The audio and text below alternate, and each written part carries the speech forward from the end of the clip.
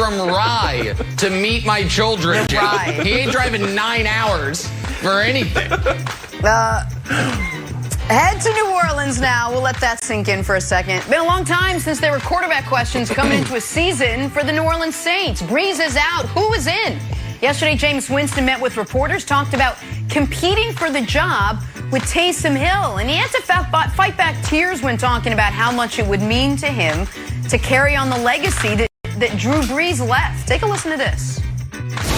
It's a tremendous amount of responsibility following up behind a guy like Drew Brees, but I embrace that. You know, I know that is a challenging responsibility, but I really embrace that, and I would love to carry that torch. Being able to have an entire season with Drew Brees was a dream of mine.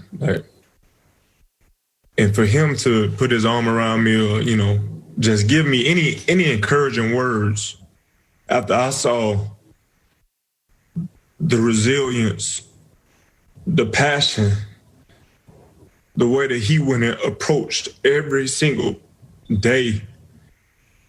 But that to even be a story, like I was touched by that, because he doesn't even know how much he means to me and my family, for real.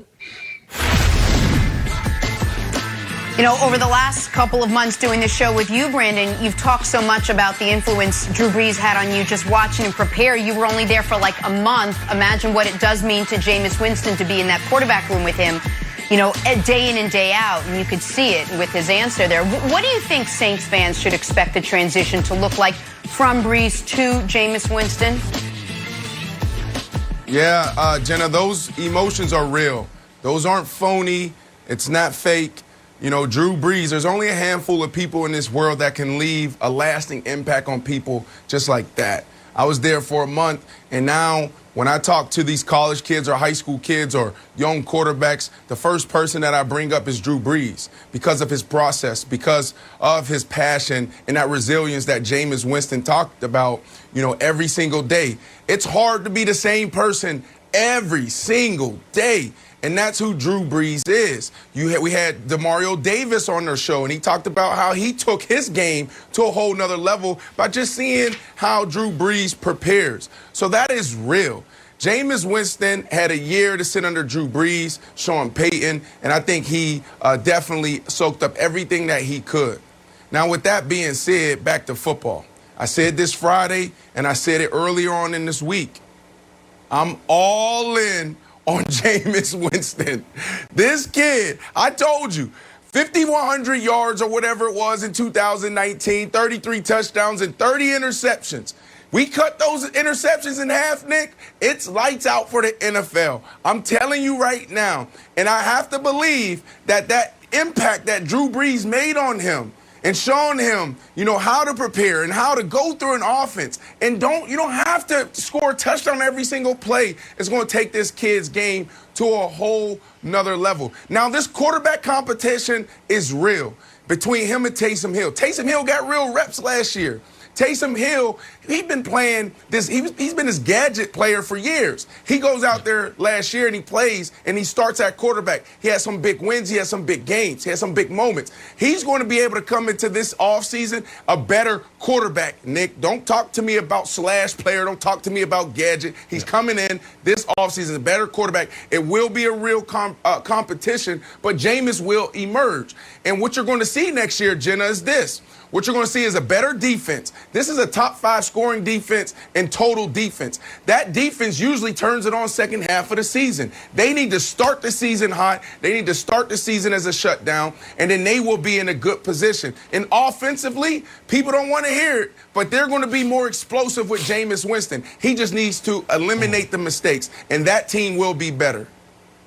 Well, I do believe they'll be more explosive, but the thing with explosives is sometimes they blow up on you. And you end up all of a sudden your hands are gone. I do think there'll be a more explosive offense. Brandon, honest question, and then I'll give my full answer. Because you keep keying on this 5,100 yards. and it's a good Right. stat. It's top 10 all time in a season. How many quarterbacks in the league, I don't need name, just a rough number, if they went into a season with the Bucs weapons of 2019 and this, listen, buddy, don't care how many picks you throw. Do not care how many times you turn the ball over. Chuck it as much as you want. If they had no regard whatsoever for ball security as job security, yours and mine, how many quarterbacks in the league could throw for 5,000 yards in those circumstances? We know Fitzy could. 20 of them? Like I'll give you eight. I'll give you eight. 8 guys. 8 guys can do it. See, and my feeling is it is a lot higher because one of the reasons Jameis had those amazing yardage numbers was because he was playing with such reckless abandon that everything seemed to be boom or bust. And listen, that commentary we just saw from him, Wilds, was touching. And I do root for him. But the last year that Jameis Winston played football, where turnovers weren't a major problem, was 2013. His final year at Florida State, he threw 18 interceptions.